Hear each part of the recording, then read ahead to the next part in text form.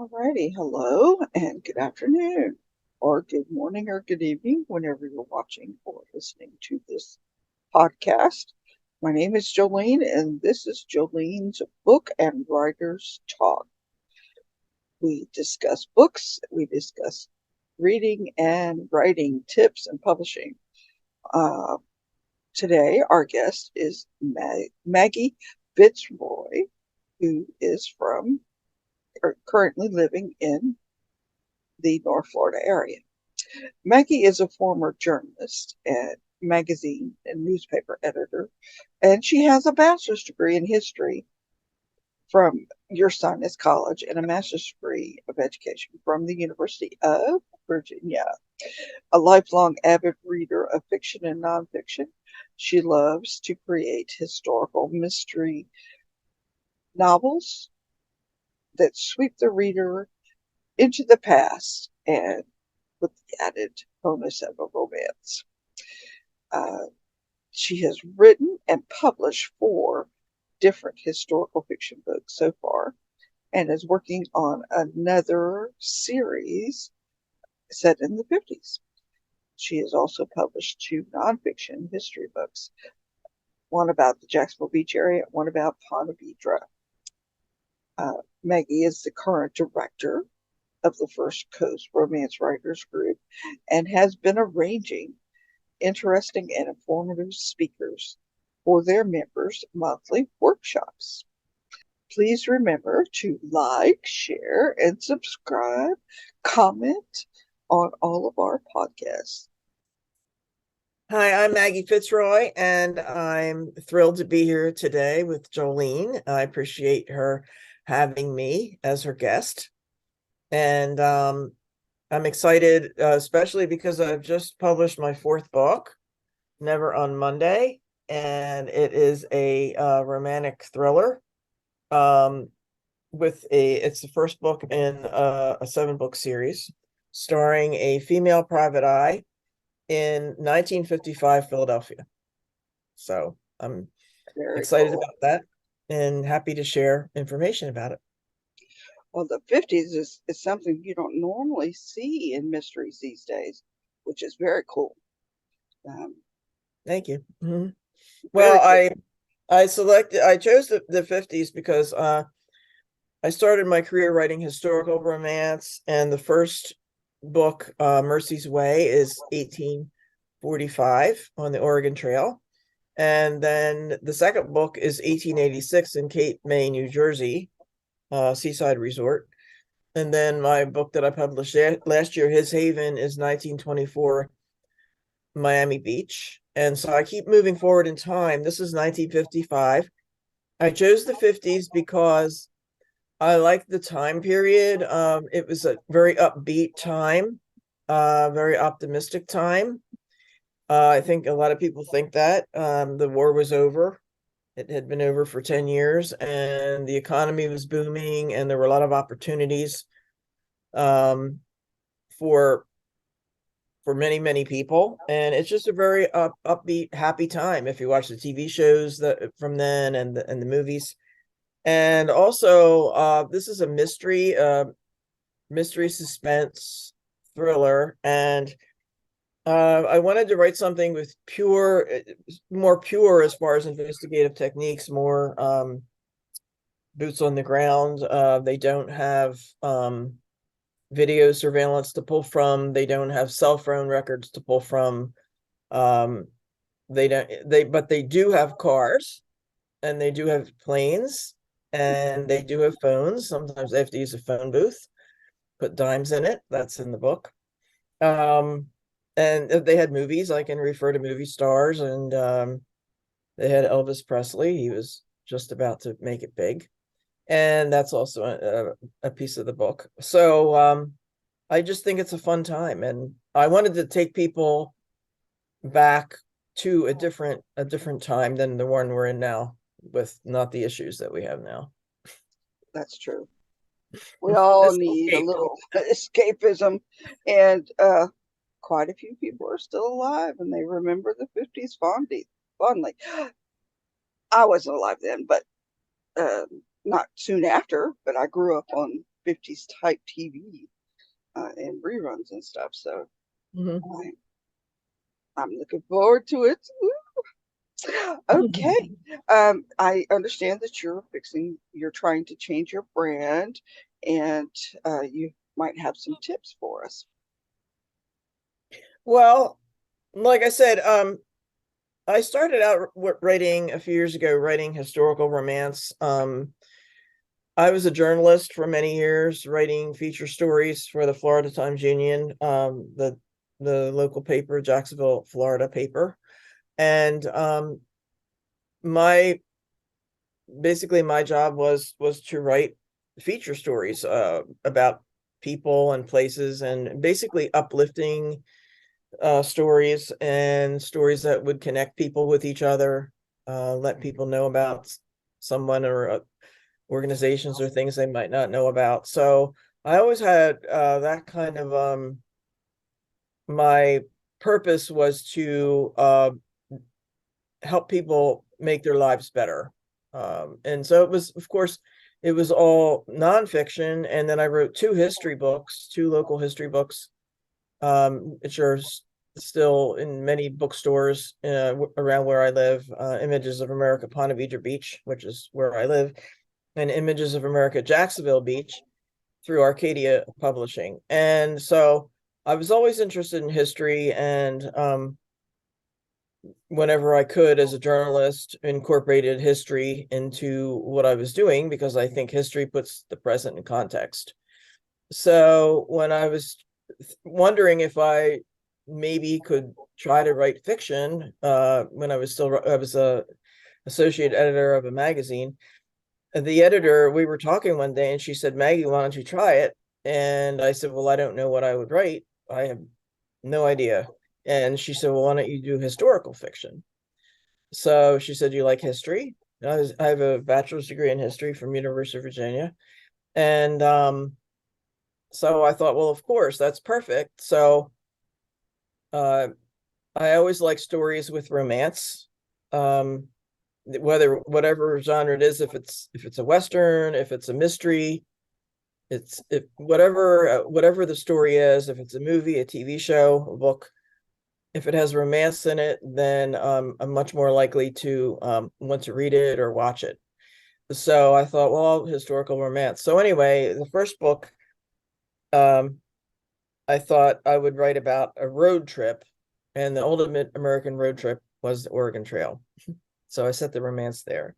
That was pure historical romance, and basically involved about 6 months of research on the trail, because everything in the book that relates to the Oregon Trail is historically accurate. The characters are fictional. Um, and so then the next book, Beacon Beach, this 1886 Cape May, New Jersey, which I visited many times, and my sister works for the Historical Society there. So she was able to put me in touch with three historians. So again, and Cape May, New Jersey, looks much like it did in the 1800s. It's still Victorian, which is why people like to go there today. And so again, that was pure historical romance. I set the characters in the seaside resort, but everything about it, except for the hotel that they stay in, was existed in real life, and still exists, a lot of it, and including the lighthouse, which is where key scenes take place. So I realized for the next book, I really like suspense. I really like mystery. I like action. I like adventure. So that is His Haven, set in 1923 Miami Beach, which uh, it's in the middle of Prohibition, which made for a lot of excitement. And so that's mystery. It's romantic suspense. Um, so then I decided the next book, I wanted to make a series, and I've always wanted to create my own female private investigator. I grew up on Nancy Drew, like many of us, and I just really, really uh, thought about that, and so that's why I wrote Never on Monday. And again, it's a mystery, and but at the same time, it's a what I call a romantic mystery. I'm I'm evolving my brand to more and more mystery and suspense and thriller because that's what I like to read. Right, So right. That makes your muse happy. Well, I was curious when you said you worked for the Florida Times Union. I was born and raised in Jacksonville. So no. I was wondering, why doesn't the Journal or the Times Union allow their historical newspapers to be shared? Um, I know that they have them on reels of microfilm in the library, but you have to go to the library to do it. And newspapers.com to me has been a tremendous resource when I'm doing my research for my stories, because I can read the newspapers from the days that I'm looking What is at. it? What is it called? News. Uh, the newspapers.com, Oh. they purchase the rights to share um, newspapers, historical newspapers, and they convert them over to digital. They make them searchable, and Hmm. then you pay a subscription fee. I think it's $80 Hmm. for 6 months, and you have unlimited access to their newspapers around the world. Um, Hmm. and I was going to do some research on Jacksonville, but it entails me to go to the downtown library for a couple of days because you're going to get lost when you go in for Hmm. research. And even Hmm. if it allows me to download them into PDFs by day, Hmm. um, which is what I did with the Lake City newspaper. I took 50 years worth and I downloaded them into PDFs and then uploaded them and gave them to the Historical Society on a flash drive so that they could Oh. share it. Hmm. But it took me a year because Wow. it takes, well, you're only allowed in there for 2 hours or 3 hours or whatever. And so you can only get like maybe a year's worth done in that time to make sure it's quality and you don't miss anything and all that. Where Uh, was this, Jolene? Where? uh, Gateway College in Lake City Oh, okay. holds the historical newspaper for Lake City. And it took me a long time. I was researching a historical book of the new historical building, the Blanche Hotel that's been there since 1902. And it Hmm. finally got renovated. They were going to tear it down, but it got historical status from the University of Florida and the local historical. So somebody finally Hmm. got the money together, and it's a gorgeous place. Um, but when you go in, the hotel itself is not that big.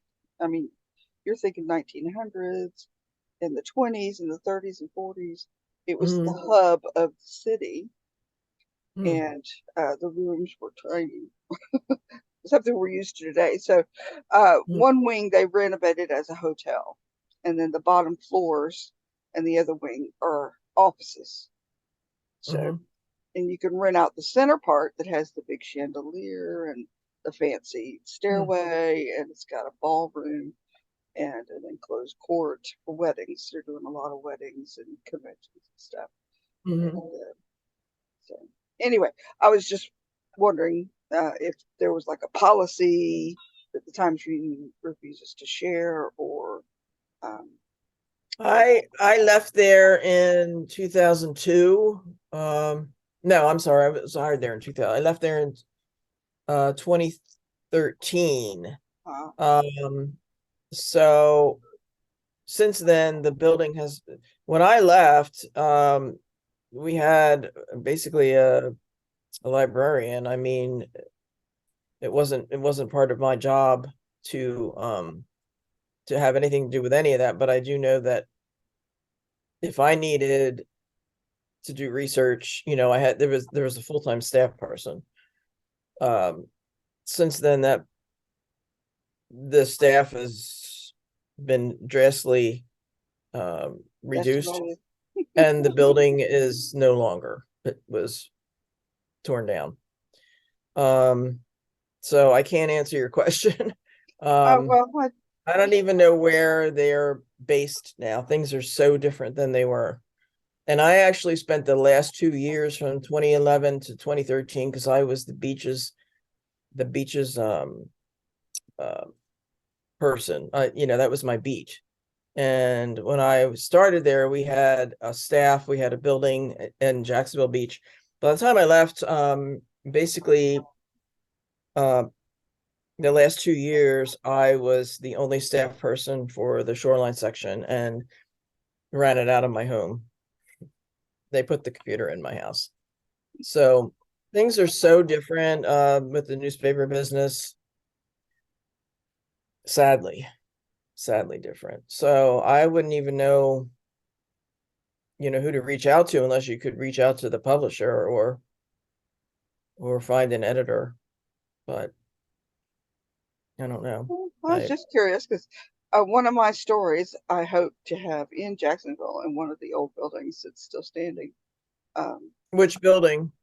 I haven't decided yet. Oh, okay. Uh, because there are still some there. I mean, there were some hotels that have already been torn down, and the May Cohen's building is still there, but I don't think it'll work for me. Um, Mhm. so I'm trying to stay in the 1901 to 1910 era uh, because I like to throw in steampunk uh, elements Well, I into. forget when the fire was. Was it 1901? Yes, Yeah. yes. Mhm. Uh, I've read some of the newspapers after that, and I've seen some of the pictures, and Mhm. I'm looking for buildings that's still The standing. armory, the armory, I worked briefly for the Jacksonville Business Journal after I left the Times Union as a freelance writer. And they sent me to do stories on the armory, which is on the edge of Springfield. Mhm. And I actually got to go in it. I think it was from 1910. It was fascinating. It's empty. Um, but it's a really cool building to set something in. It was in its day, it was very impressive. And if you could even get inside, it's awesome. Ah, So okay, good to the know. armory. Something to strive for. So, are Mhm. you a member of the local Jacksonville Historical Society, or just? Well, actually, this is good timing because they asked me to be on the board of directors of the Beaches Museum, the Jacksonville Ooh. Beach. And when I worked for the paper, our office was in Jacksonville Beach and our bureau. And I basically had the freedom and the responsibility of writing 4 stories a week, whatever stories I wanted. Which was fun because I got to write about what I wanted to write about, and hard because I had to find the stories. Nobody gave them to me. I had to go out and find them, write them. So I was a regular at the museum, and that's how my 2 history books are through the museum with the museum as co-authors. I worked with the archivist at the time.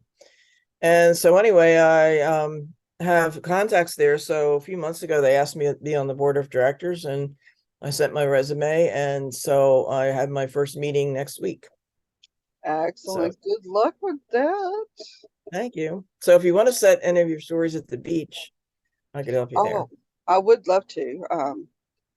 Casa Mhm. Casa Maria Casa is Marina, mhm. that is an inspiration. And it's haunted. Trying, It's and it's haunted. well, of course, it's got to be haunted. You know, it's Yeah, been I've there written forever. ghost stories about that building.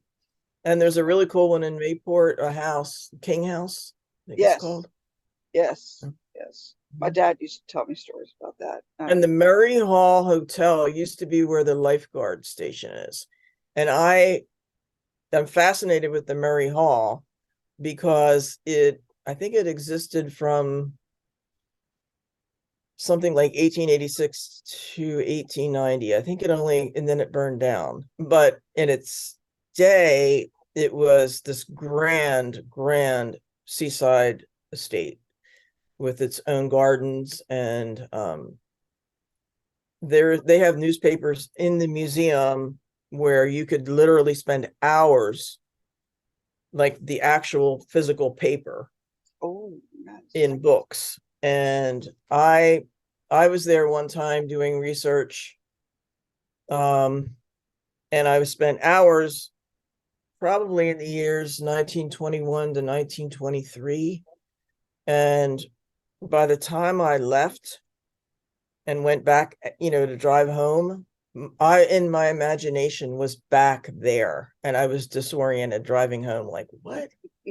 Because if you're looking at the actual newspaper, Hmm. that the actual physical paper, and you're turning the pages, it's it's just incredible. Like, you're back there, you're seeing the advertisements that they saw, you're seeing the Right. uh social columns, everything is there. It's not interpreted in the present. You're literally back there. And it was just an incredible experience. It was kind of fun. It's weird. Well, that's There one was of the reasons why I did the Mhm. conversion from microfilm to PDF, because it's the actual newspaper. Oh, They, okay. they Hmm. sent it to University of Florida. They got some money in the 70s, and they Hmm. converted all the paper newspapers into microfilm and then later into digital. Hmm. So it's Hmm. very cool to sit there and read it and be able to see the Yes. pictures and Hmm. um, You saw what they saw, and it was kind of strange because I was reading about the construction of buildings that they were building, like a new school that's long gone today. But well, then it was just being built and everybody was excited. Hmm. So, and there was also a dance pier that jutted out over the ocean right. that was very popular. And there were advertisements. I think one of the dance places was called Trotters. And the ad was, "Meet me at Trotters." It's like, oh man, it must have been fun. Well, if we ever get a little time machine accident, I've always thought I wanted to go back and actually get pictures to take back with me, because so much of our pictures are lost.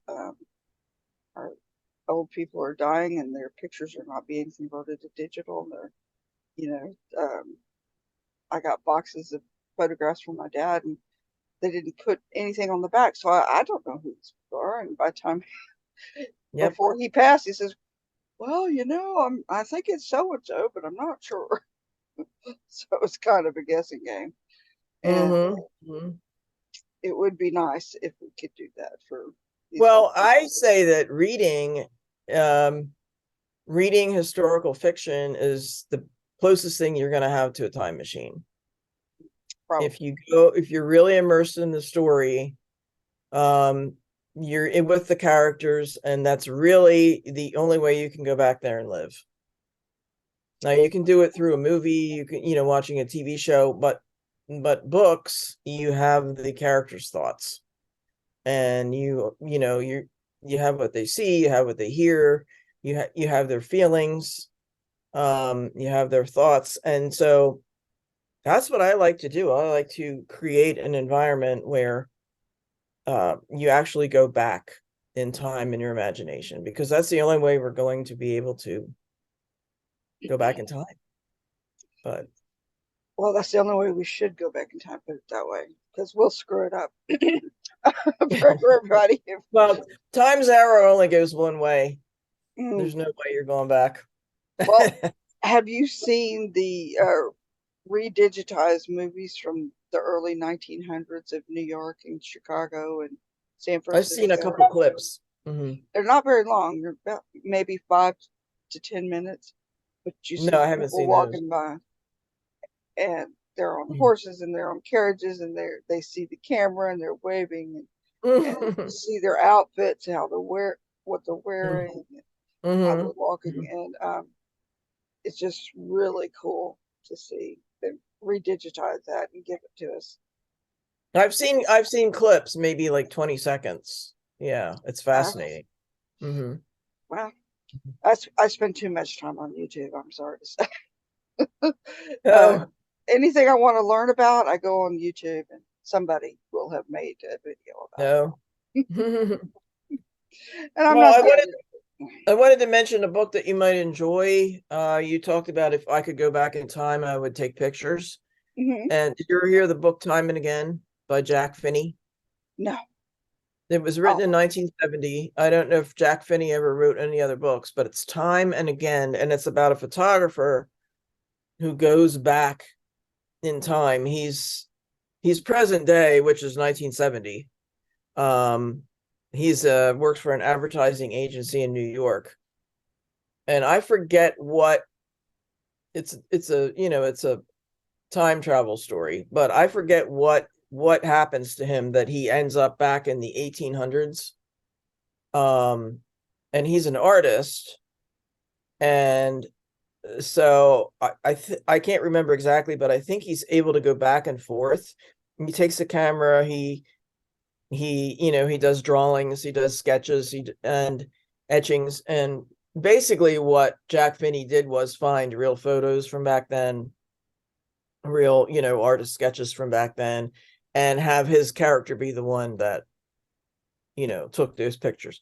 It's also a romance. It's an incredible romance because he falls in love with a woman back then. So that was one of my favorite books. So I think you'd like it. It's very well written. Cool. All right. Okay, one other question about your cover. Everybody's discussing covers on the internet right now. Hmm. You had yours done? Yes. Mhm. Cool. And did you just let the graphic artist decide and you work with them, or did I'll you have? tell you what happened. I again, this is you know, going off into a different direction with my brand and growing it in a different direction. And so my first three books, I worked with a cover artist named Robin Johnson from RL Design. She's in Fleming Island, Florida, and uh, basically she worked with a website called Dreams Time, and she would say, go on Dreams Time and find the photos that you want me to incorporate in your cover. Um, so like Mercy's Way, the first one, I found, a picture of Mercy has red hair, Mm-hmm. and then the Oregon Trail. So Cool. I gave her the link to those photos on Dreams Time, and she incorporated them. Um, Beacon Beach is there it is. There you go. So anyway, so I found a picture of a vintage woman on the beach. The lighthouse on the cover is a actual photo that was on Dreams Time of the Cape May Lighthouse. It's the real Cape May Lighthouse. If you went to Cape May today and walked toward the lighthouse on that beach, it looks exactly like that. Oh, She put nice. the woman that looks like my heroine in the picture. But I had to find the pictures, and then this is the 20s. So again, I had to find a woman who looked like someone from the 20s. So but never on Monday, I couldn't find any photos that matched the tone. This is a thriller, but I really take as my role model Janet Ivanovich and her Stephanie Plum books. So I Right. do have humor. I was inspired by Stephanie Plum and to some extent Kinsey Milhone, Sue Grafton's. I mean, I like the female private investigator, so I have my own humor in the book. And my editor said, I sent her some of the photos. I said, nothing is working for me. And she said, you have it, the tone is none of those photos match the tone. She said the character Story Smith drives a 1955 T-Bird convertible, white T-Bird convertible with baby blue seats. And I actually was inspired for her to do that with a real photo of a 1955 T-Bird that matches that description. So she said, I see her in her car, with her hair flying back. And I said, well, I do too, but I can't find a photo like that. And then um, Karen, my editor, did some research, and she said, what I'm finding out with mysteries is that the trend is illustration, not photos, which is a trend with romance as well. You see them everywhere in the bookstore. And so one of my favorite authors is Mary Kay Andrews. So I have her book, and I really like her covers. I don't know if you can see this one. There you Anyway, so go. see how she has the illustration. Right, right. And this one, the newcomer, the same thing. There's Wow. illustrations. Right. So I took pictures of these book covers to sent them to Robin, and she had me go onto her new photo. I think it's called Deposit Photos. They have so many illustrations on their website that you could pick from. And I found this woman in the convertible. I said, perfect. She made the car the color that I wanted. She made her hair blonde, which is my heroine. And then the city in the background was another illustration that you could buy. Okay. So I was thrilled. Okay. I I'm was thrilled. assuming these two sites that she works with give you commercial rights for the Oh yeah, photographs. you get the rights. Yes, you get. Yep. Okay. Yeah, Robin RL Design. I can't say enough good things about her. I mean, I was astounded when I saw the cover. I was like, whoa, you got it. Okay. Excellent. Excellent. And Mhm. as an you're independent or traditional? Indie. Indie. Mhm. So are you using just Amazon or did you go the Drafted Digital Ingram Sparks? Well, I've been all over the place. My first book, Mercy's Way, I went with Book Baby, where they're an author services company. They do it all. They do not keep any of the royalties. Um, but that's because I had no idea how to format or upload. So they did that, and they sent the book to Amazon and Kobo and Barnes and Noble, ebook, print. Um, but it was more money than I wanted to spend for my second book. And by that time, I figured out how to upload myself, and I bought Vellum software for my Mac. So that Beacon Beach, and I had a lot of bookstores in Cape May, New Jersey that were ready to buy it, put it on their shelves. So Ingram, allows you to make your book available to bookstores. So that book I put on Amazon, KDP, and Ingram Spark. And last year, His Haven, I was getting ready to publish it. So all during the pandemic, takes place in Miami Beach, and I wasn't going to go down to Miami and try to find bookstores and make contacts there. So anyway, that one I thought I'll experiment and just do Amazon. Um, but that was I thought that's limiting me if you just do that. So Mm. with Never on Monday, I'm back to uh, Amazon, KDP, print, and ebook, and then it's on Ingram Spark. And I already have a bookstore in Ocean City, New Jersey, where What Keith Scene takes place, that I'm going to have a book signing there on August 2nd. And she's already has the books in her store. So if you do Ingram Spark, it's basically the same as traditionally published, but you basically have to do the work of contacting the bookstore yourself, setting it up. And I've arranged for it to not be returnable. When you do Ingram Spark, you can say returnable or not returnable. Right. I know there's a lot less chance that they're going to order the book if it's not returnable, but I know an author that had hers returnable, and it doesn't work out very well. You end up with a lot of books in your house, and they charge you for the shipping. Yes. So anyway, I thought, well, I'd like to do business with a bookstore that has enough confidence in me that they're going to order the number that they think they can sell, and they Right. will sell. So that is happening. And so anyway, I feel good about that. I'm back to that again. Ingram Spark and KDP and Drafted Digital. I have the books to read link. So Very mhm, good. Very good. You're just mhm. exploring everything. That's so nice. Uh, just a little FYI though, Drafted Digital, they send the books to Ingram Sparks. I know, but I dealt with them directly with Beacon Beach, and I felt comfortable doing that Okay, again. cool. Mhm. Excellent. You do what you got to do, right? Yeah, I Whatever had makes already you had happy. experience with it. I was just really surprised at how quickly they had it available, because this bookstore has ordered it already. So and I was pleasantly surprised. Very good. All right. And did you mention the bookstore that you're going to be at in August? That is Sunrose Books in Ocean City, New Jersey, on August 2nd. I think from 11 to 1. I'm going to have a book signing. Ocean City, New Jersey is a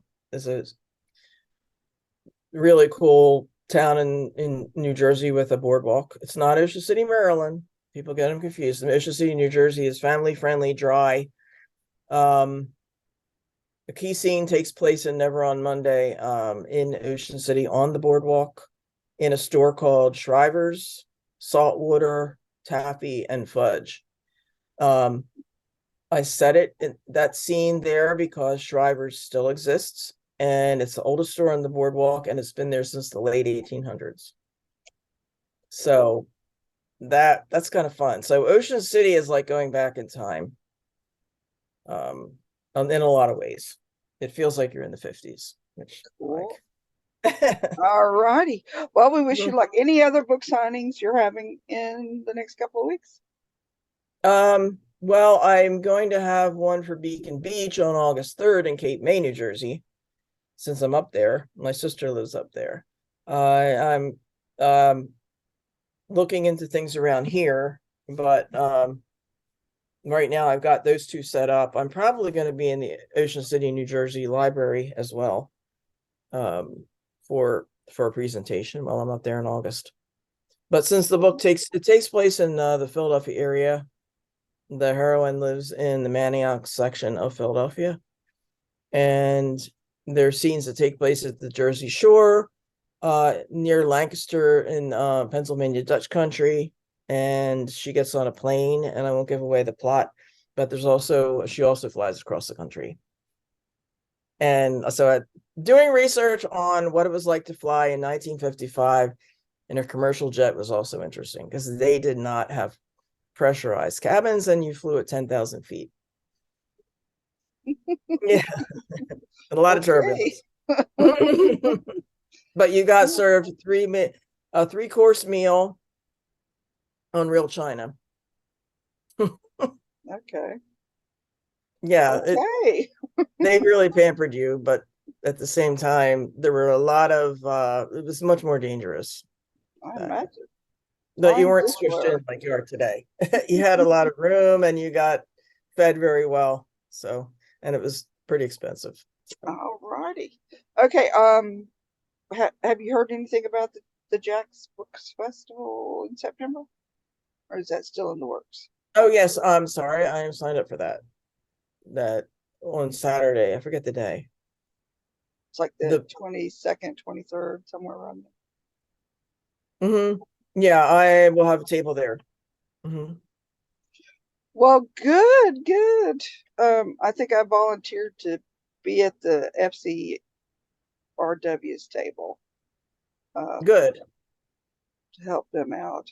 Yeah, And I don't know. I forget what days. I just quickly signed up because um I was focusing on the New Jersey events, right, right. and wasn't thinking about around here. But then when I found out about that opportunity, I signed up for a table. Okay. And Is I it 2 days? assume all this is on your website? Yes? Not yet. Not yet. It will be coming soon to your Yes, thank you for the reminder. Thank you for the reminder. I need to do that.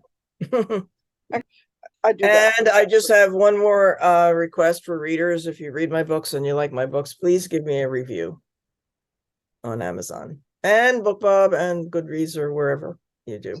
Okay, so you're on BookBub too? Yes, I have a BookBub account and Goodreads. Okay. Mhm. So you've Mhm. claimed your book, the new one, the Mhm. Romance of the Tropics. Not Romancing the Tropics on BookBub yet. I guess I need to. On BookBub? Yeah, On Amazon. both. Okay.